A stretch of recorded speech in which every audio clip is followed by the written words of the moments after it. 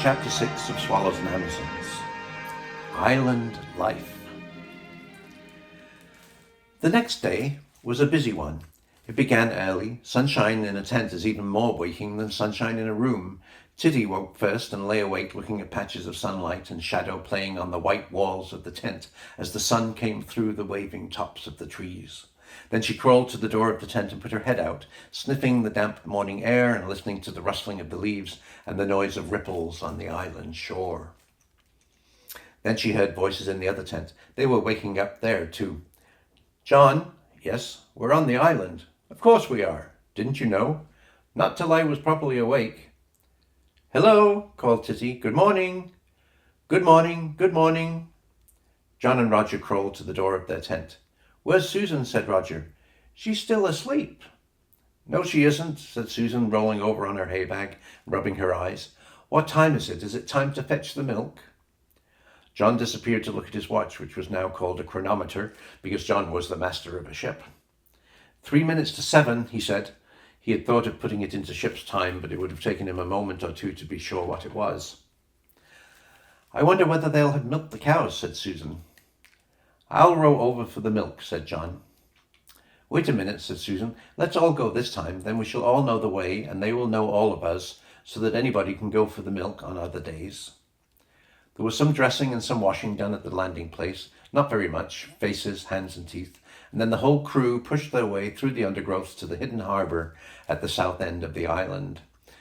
There was the ship, moored as they had left her. Her thwarts were still wet with dew in spite of the morning sunshine, and they dried places to sit upon with their pocket handkerchiefs.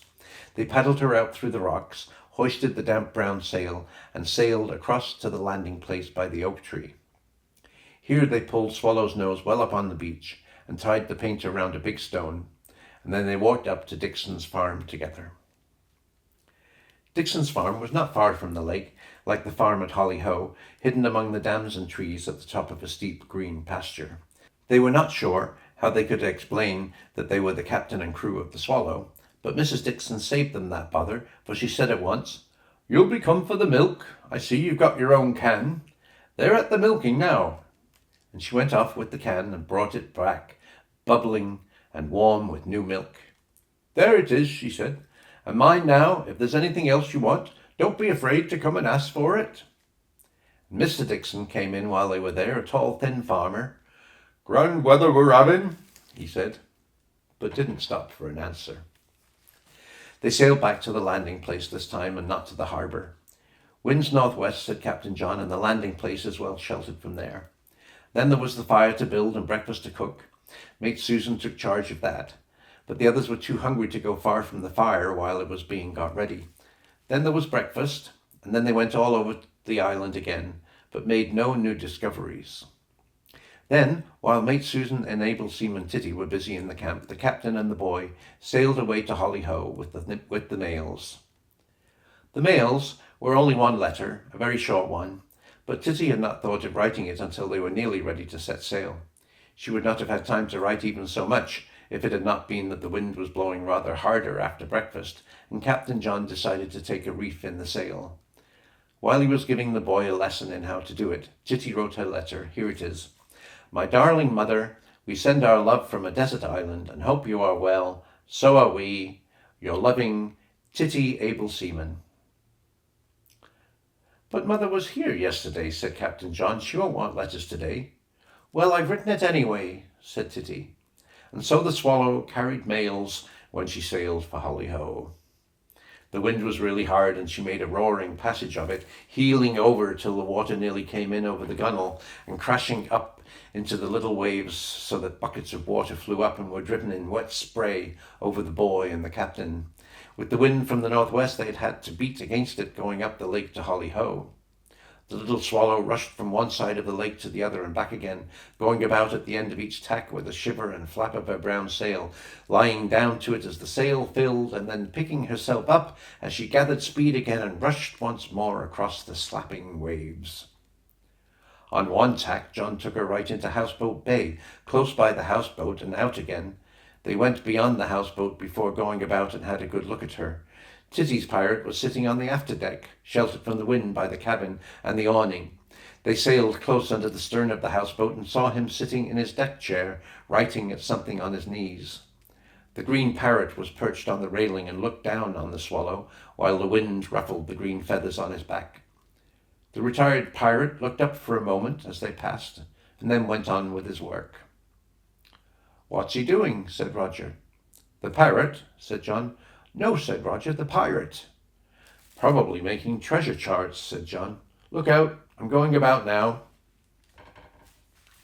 The Swallow swung round and headed out of the bay to pass on the northern side of the huge buoy to which the houseboat was moored. The brown sail hid the houseboat from John and Roger until they were nearly past the buoy. And just for one moment, however, they had a good view of her bows, when they saw something that made the old blue launch that had been turned into a houseboat seem more pirate-like than ever. Roger saw it first.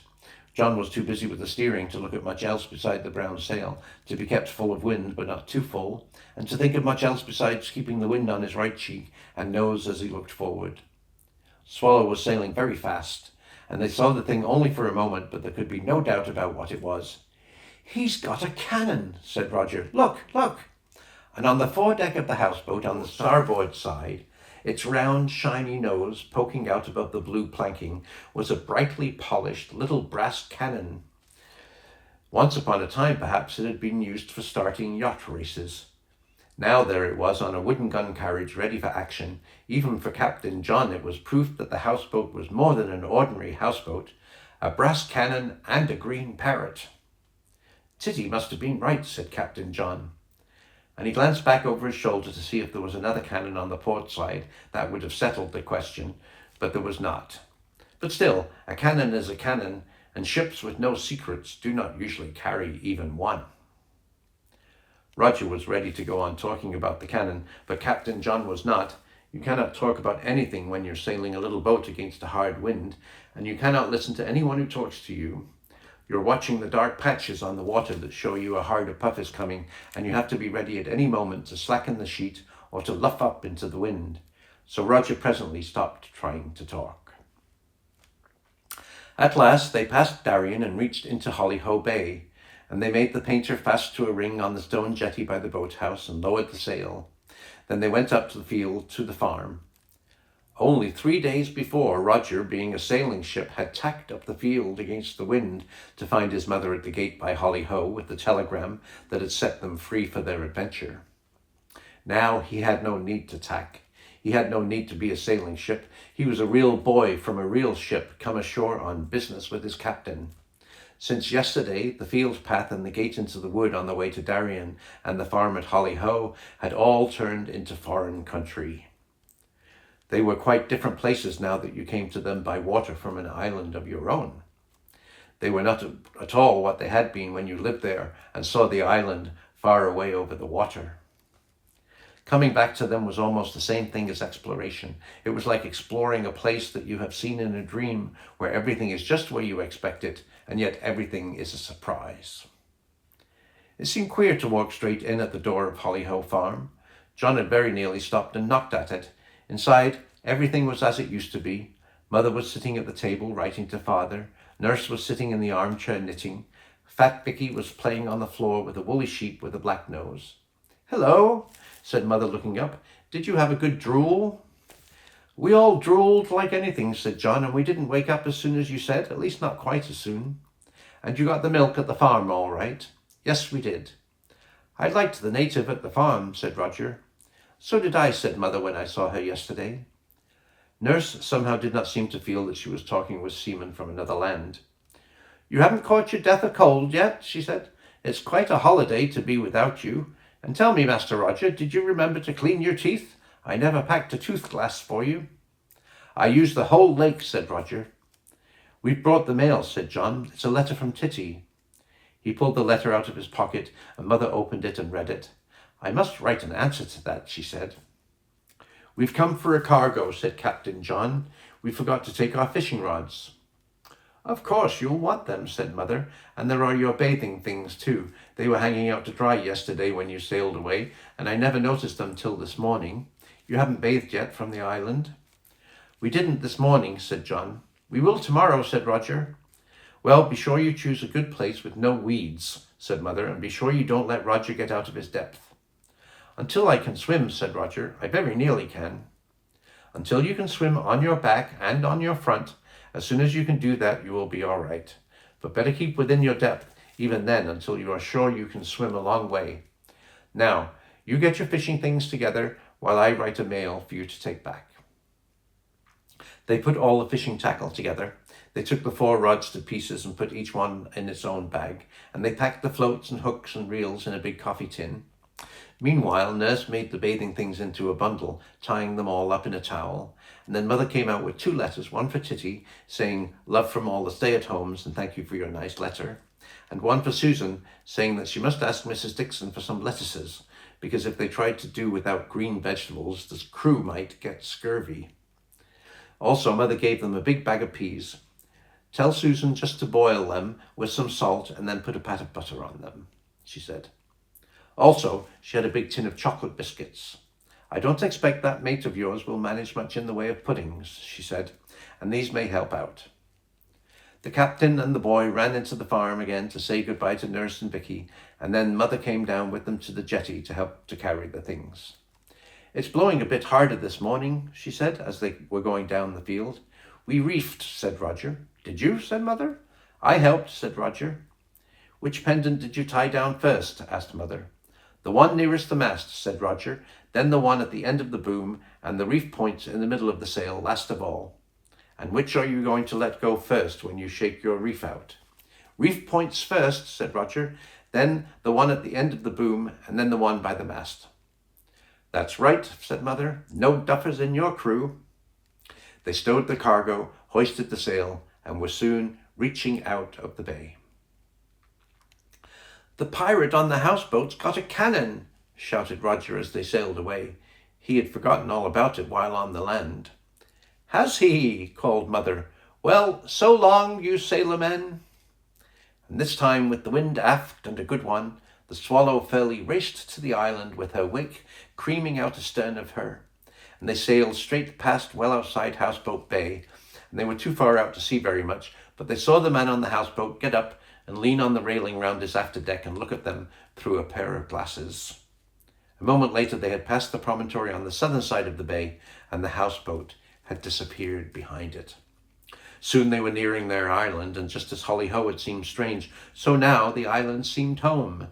It was delightful to see it coming nearer, and to think of the tents and the camp, and to see smoke blowing away over the trees, and to know that it came from the mate's fire. "It must be nearly dinner time," said Roger. "Meat pie," said John. "Hello, there's the able seaman at lookout." Titty was standing under the tall tree on Lookout Point. She waved and disappeared. "She's gone to tell Susan we're coming," said Roger. Meanwhile, the mate and the able seaman had had a busy time on the island. They had built a little pier of big stones so that they could walk out on it when they wanted to dip some clean water from the lake. It was also very good for rinsing plates and cups. They had peeled potatoes and had been boiling them for a long time, prodding them with a fork to see if they were done, until every potato looked like a sponge. And then the mate had cut a great pile of bread and butter. Dinner was ready, and Titty came down to meet the Swallow at the landing place. "We've got mail for you," shouted Roger, "and mail for Susan, and your pirate has got a cannon. We saw it." "A real cannon?" said Titty. "Yes," said Captain John. "I knew he was a pirate," said Titty. Titty carried the bathing things up to the camp, Roger carried the fishing rods and tackle, and John carried the tin of biscuits and the bag of peas. In a few minutes the 4 explorers were making short work of the meat pie.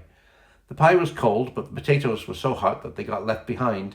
No one could eat them as quickly as cold meat pie, so they made a second course with the potatoes, and biscuits and apples made the pudding. Susan read her letter. "Mother says I must give you plenty of lettuces and peas and things, or else you'll all get scurvy. What's scurvy? Sailors die from it like flies, said Titty. Well, we'll have peas for supper, said Susan. You and Roger had better start shelling them. They shelled half a saucepan full of peas while the mate washed up after dinner. The wind had fallen light again, and John went down to the Swallow and let out the reef in the sail, and then they pushed off and sailed away beyond the island to the south, where the lake widened and then narrowed again, and far away in the distance they could see the smoke of a steamer at the foot of the lake. There must be a harbour there too, like the harbour at Rio, said Titty, and savages on the mainland all around it. It'll be years and years before we've seen everywhere, said Roger.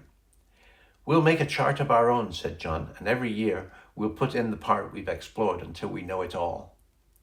They took turns in steering the Swallow. Susan, of course, was nearly as good a steersman as Captain John. Able Seaman Titty was learning fast, and before they came home, even the boy Roger was allowed to take the tiller, though John sat by him, ready to take charge if anything should go wrong. It was while they were beating home again that they discovered another island. There were plenty of islands in the lake, but this was one which they had not noticed because it was very small, and so near the mainland that they had thought it was a promontory. Now, when they were near the western shore of the lake, tacking homewards, they saw the water clear between the island and the mainland. It was on the western shore, not quite opposite their own island, but a little further north. At once they made up their minds not to sail home, but to tack a little further up the lake to look at this new island. Let's sail through the strait between it and the shore, said Titty. There isn't room, said John, not beating. We could run through it all right, but if there's deep enough water, but it's probably rocky. I won't take her through under sail, but we'll sail right up to the island. One long tack took them to their own island, and the next brought them to this new island that they had just discovered. It was very small. There was nothing on it but rocks and heather and 2 dead trees, and one of the trees had fallen. The other was still standing. Many of its branches were broken, and it had no leaves. But instead of leaves on the bare tree, there was something else. 3 dark birds with long necks were perched on its branches, and Titty watched them through the telescope. They've got India rubber necks, she said. There's another, said Roger. It's got something in its beak. A 4th bird flew up from the lake with a bright, gleaming fish in its beak. It perched on one of the boughs and threw its head up and swallowed the fish. The other birds were waving their long necks and yawning. What are they? Said Roger. They're cormorants, said Captain John. Not really, said Titty. Then perhaps we're near the coast of China. The Chinese have cormorants and train them to catch fish for them. I've seen a picture of them. And as the Swallow sailed nearer, they saw one of the cormorants fly down to the water, followed by the other 3. And they counted the 4 birds in the water, and suddenly there were only 3. Then the 4th came up again, then another disappeared, then another, then one came up with the fish and flew back to the bare tree. They're fishing, said Titty. They're fishing now. On our chart, said Captain John, we'll call this island Cormorant Island.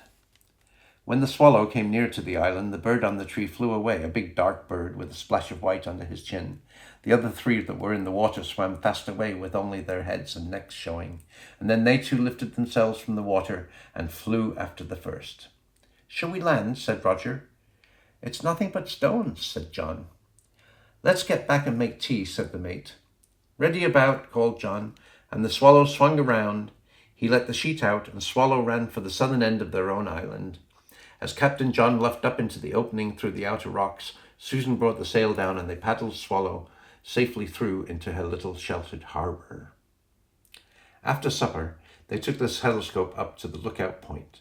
Until it grew too dark, they could see the cormorants on the tree on Cormorant Island, but they would not have known what they were if they had not seen them from close to. They laid there making plans as if they were going to be on the island all their lives. Properly, said Captain John, we ought to shoot wild goats for our food. Only there aren't any, said Susan. And we haven't got a gun, said Roger. Of course, said John, it's quite all right to have provisions, pemmican and all that, especially biscuits. All explorers do that. But they get most of their food by shooting and fishing. Tomorrow we'll fish, and we'll live on the fish we catch. I wish we had a tame cormorant, said Titty. We've got fishing rods, said John. So they're getting used to their life on the island, and we'll hear more about their island life in the next chapter.